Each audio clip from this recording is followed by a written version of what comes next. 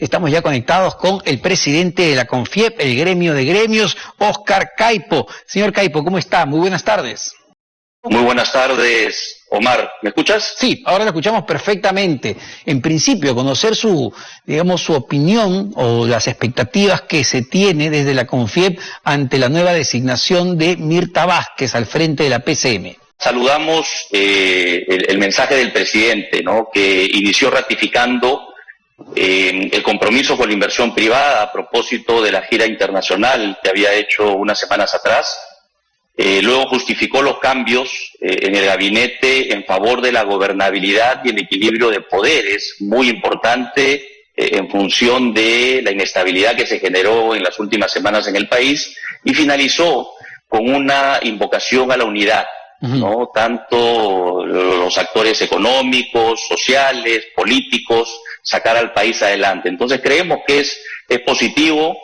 Saludamos también un nombramiento el gabinete que preside Mirta Vázquez, conformado por más mujeres, y esperamos que disminuya el divisionismo que hemos vivido y que permita construir confianza, que hasta ahora este gobierno, pasados 60 días, no ha logrado transmitir la confianza necesaria para impulsar las inversiones, no las de corto plazo, esas están sucediendo, las que estaban en camino, sino las nuevas que vamos a necesitar para el crecimiento sostenido, las que generan empleo y el bienestar que tanto necesita la población. Ahora, fue un gesto importante del presidente de la República el día de ayer en su breve mensaje a la Nación, el empezar señalando justamente o recordando su viaje a los Estados Unidos y destacar o resaltar de alguna manera que este es un gobierno abierto a las inversiones, e inmediatamente después, segundo después,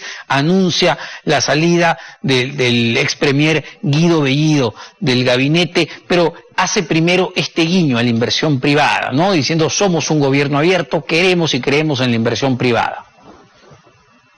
Sin duda, ¿no? Este es su tercer o cuarto mensaje, y en los anteriores tres, si conté bien, no hubo una mención como tal a la inversión privada. Entonces, sin duda es un gesto, una señal que esperamos que se concrete en acciones específicas y positivas, ¿no? Porque uno de los temores que nos queda del gabinete pasado y los primeros poco más de 60 días de gobierno es las idas y venidas, las contradicciones que han habido en el gobierno y en el gabinete, ¿no? Entonces realmente creo que a estas alturas esperamos algo más que mensajes, si bien reconocemos que es positivo, Omar.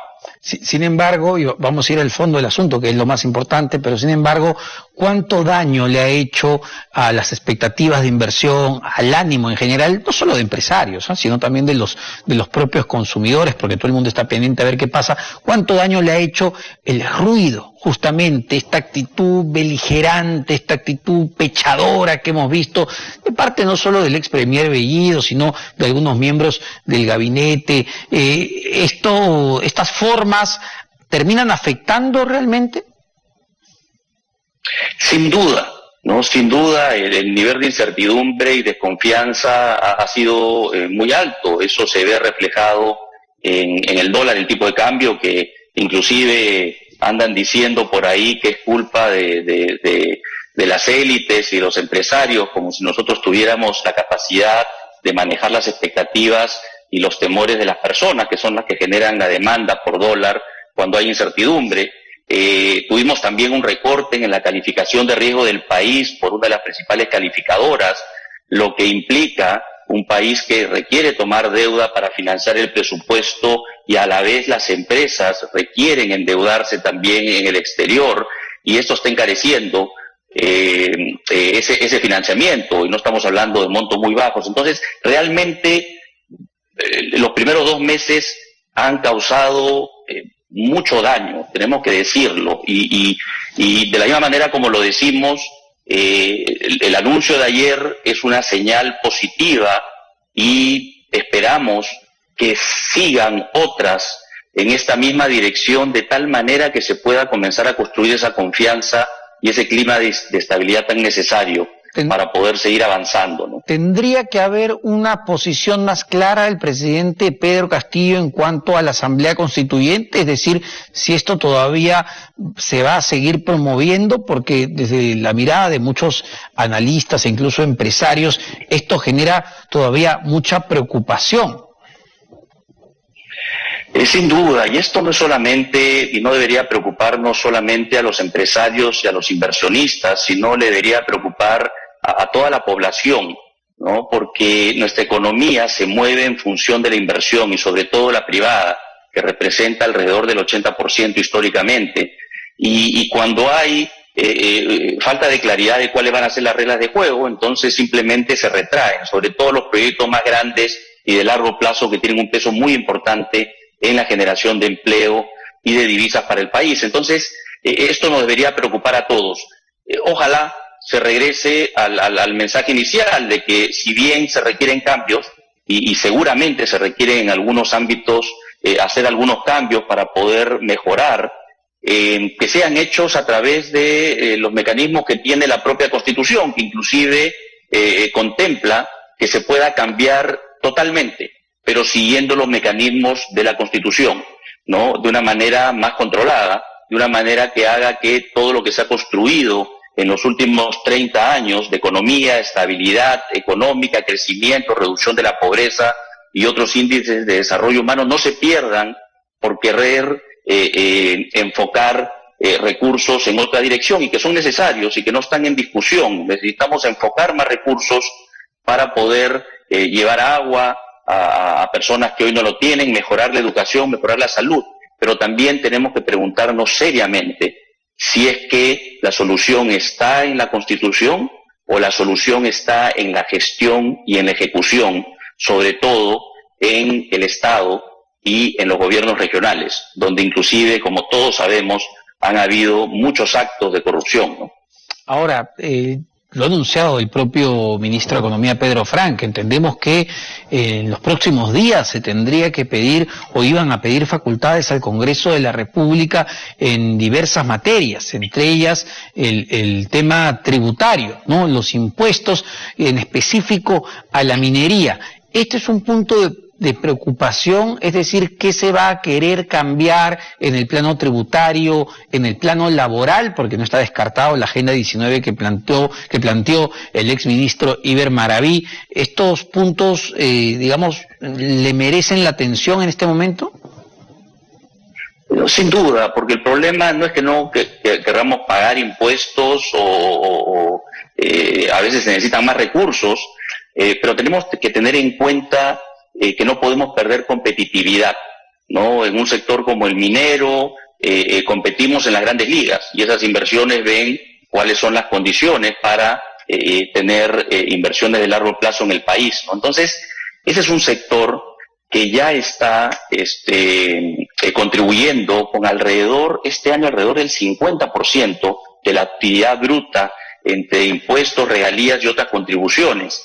El año pasado fue 47%, el motivo por el que está subiendo es porque justamente hace como 10 años se hizo un nuevo régimen progresivo, ¿no? En el gobierno del presidente Humala. Y entonces ya el sector está siendo gravado progresivamente a mayor utilidad, se acelera el ratio de recaudación y viceversa también, ¿no? Entonces tenemos que ser muy cuidadosos. Lo mismo está sucediendo en la discusión de Camisea.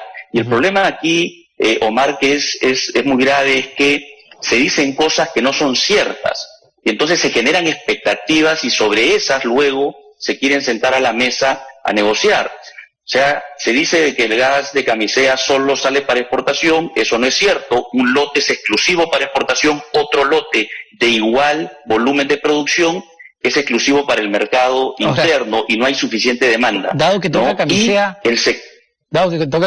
me gustaría ver si usted tiene una respuesta. Ayer el ex premier Bellido, antes de irse en su conferencia de prensa, dijo que, bueno, no le permitieron esta renegociación, que si le hubiesen permitido renegociar el contrato con Camisea, el presupuesto en educación se hubiese triplicado, casi seríamos Finlandia en materia de educación con la plata que se logre de esa renegociación. Nuevamente, y lamentablemente lo tengo que decir, es una falacia. ¿no? Camisea debe ser como proyecto, como empresa, el que mayor contribución ha tenido en impuestos y regalías al país en los últimos 17 años que opera. Ha contribuido con más de 40.000 millones de soles entre impuestos y regalías. Entonces, está inclusive contribuyendo con aproximadamente 65% entre los dos lotes que tienen un promedio distinto de la utilidad. Entre impuestos y regalías se llevan el 65% de la utilidad. Entonces ya no hay mucho más que sacar, ¿no? Pero comienzan poniendo el tema en la mesa, haciendo creer a la gente de que el gas se va para afuera y que nada queda aquí. Y las dos no son verdad. Hay gas para el Perú, lo que no hay es redes, y se contribuye muchísimo. Inclusive la mitad de ese monto que mencioné, Omar, ha ido a la región de Cusco en los últimos 17 años y deben haber escuchado esta cifra. Eso significa que ha estado yendo aproximadamente un poco más de $1 millón por día a la región de Cusco, lo que ha sido en total $7.500 millones. Y cuando uno va a la región de Cusco o cuando uno quiere ver el rendimiento de cuentas con respecto a qué se ha hecho con ese dinero, no se encuentra, ¿no? Entonces, el problema ¿está en la contribución del sector empresarial? ¿Está en la Constitución? ¿O el problema está en el control, la gestión y la correcta ejecución de obras en las regiones para que los recursos que se generan de las inversiones del sector privado a través del pago de impuestos y regalías puedan convertirse en obras públicas y de servicios, ¿no?, que traigan el bienestar a las personas? Ahora, dado que menciona eso, señor Caipo, si me permite una última pregunta. Ayer entiendo que se realizó el segundo foro regional en Ica, Diálogo y Consensos para el Bienestar de las Personas, que tiene que ver con esto que estamos hablando, ¿no? Cómo cerrar brechas, cómo mejorar la calidad de vida de las personas. Sí, y gracias por la pregunta, Omar. Este es nuestro segundo foro regional, el tercero si contamos el nacional.